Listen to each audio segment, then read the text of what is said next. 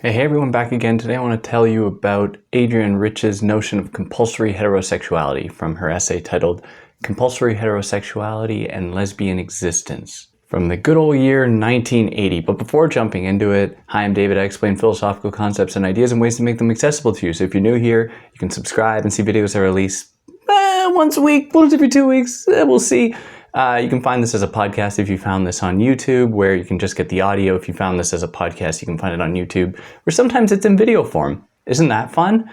If you want to follow me in any other platform, you can find links for such things in the description. Consider donating to one of the organizations below, please, to help Palestinians, Lebanese in need right now. That would be really great.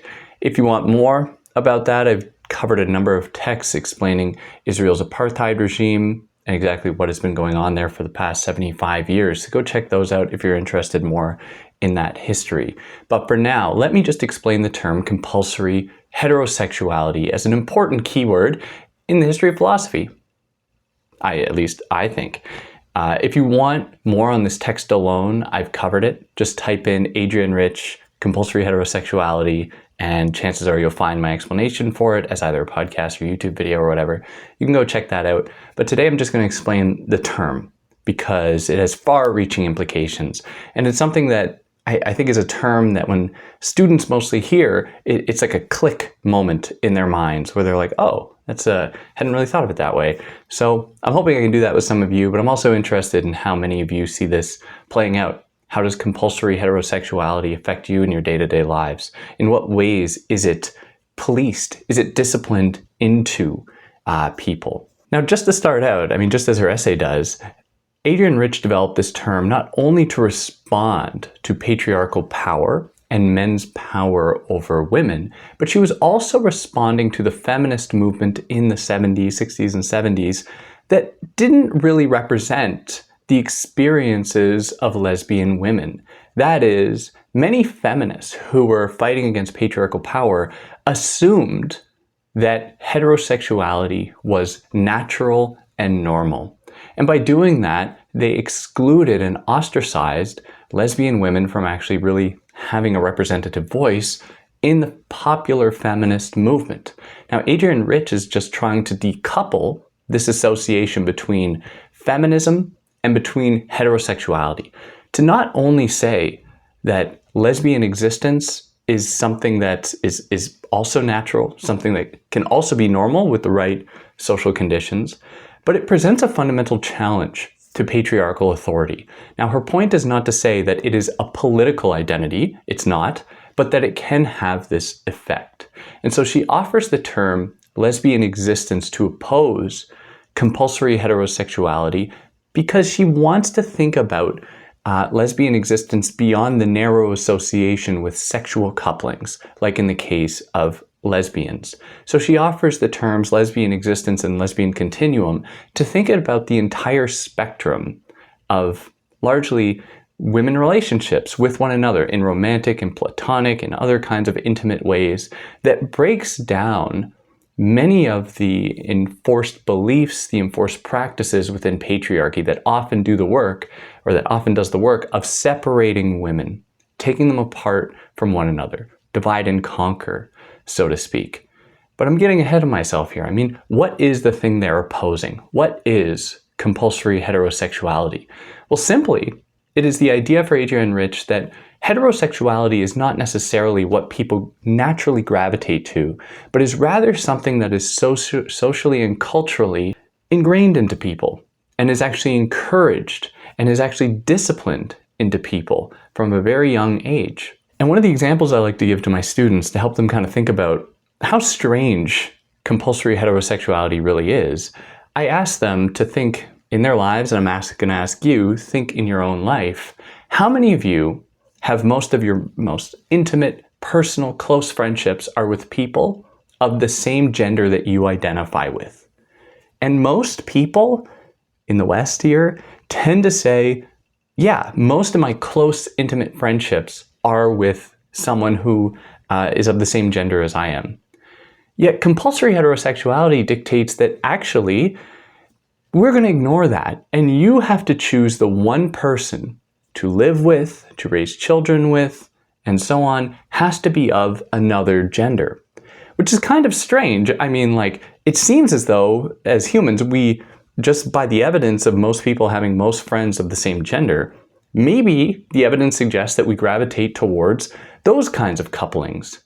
Now, my point is not to say that there's like an actually natural way for people to orient themselves in the world. That's not what I'm saying at all. But even given this socio-romantic dynamic that I'm describing, it seems as though heterosexuality really isn't even what people gravitate towards. And it actually depends upon repeated disciplining. And this begins even before you're born. If you're born in the West, chances are, even before you exist, you've been given a name. And that name is probably from your father's line, if you have a father. And so even before you're born, you've been inscribed into a patriarchal order. You might think, oh, it's just a name, whatever, who cares? But I really put this to you. Imagine a heterosexual dynamic and a woman asks her spouse, oh, well, maybe let's name the child after me instead of you, and you can watch the dude short circuit and him not being able to comprehend that possibility. But it's as arbitrary to choose his last name versus her last name in a cis-het dynamic like that. And it goes to show just how much, like, even the tiniest things, like the name you're given, inscribes people within a patriarchal order. And this patriarchal order is one that relies upon the continued subjugation of women. Not only of women, but of non-heterosexual forms of romantic and platonic couplings. And this plays out in so many different ways. I mean, if a man and a woman are just out for lunch together, many people interpret that as though they are on a date with one another.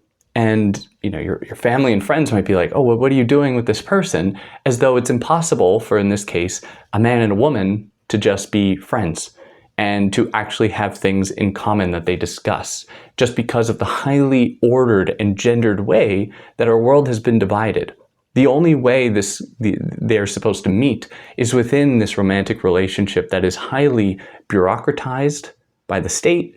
It is highly organized by religion and religious authority, and it is encouraged socio and culturally from the moment you're born, being inscribed with either blue-colored things versus pink-colored things, always pointing to, apparently, another gender as what is supposed to be the person, or who's supposed to be the person you spend your life with.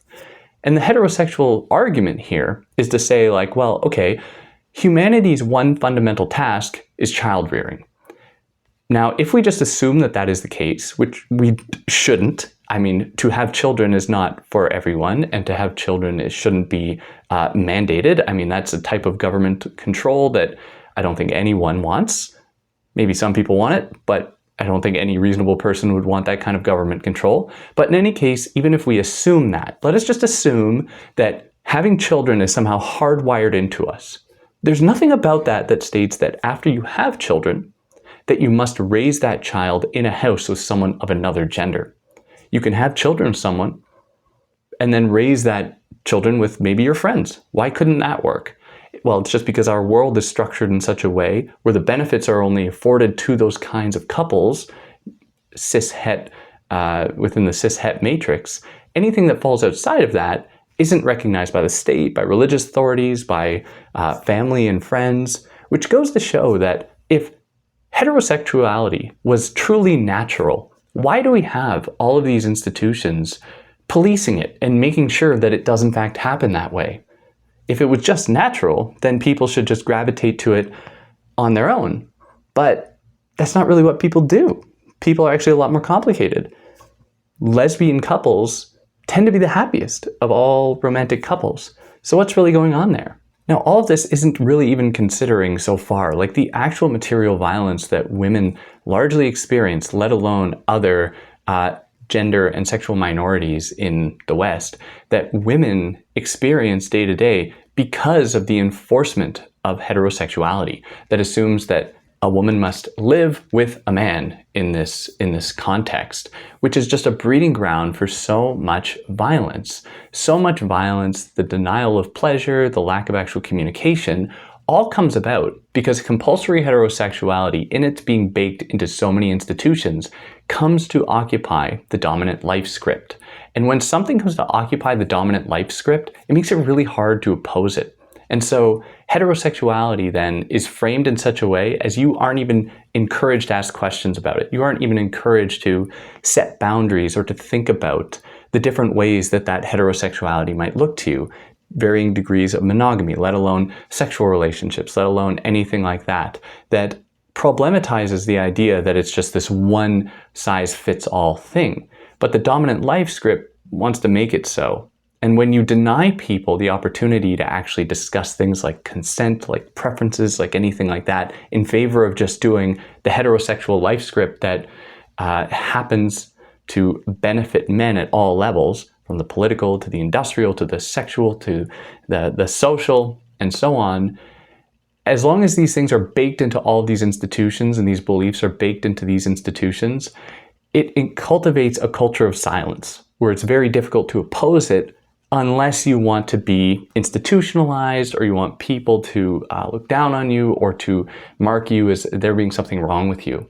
And that's really one of the dangers of the compulsory nature of heterosexuality, beyond like just the day-to-day repression that it assumes. It cultivates violence against women. And there's so much that we can add to this term as well.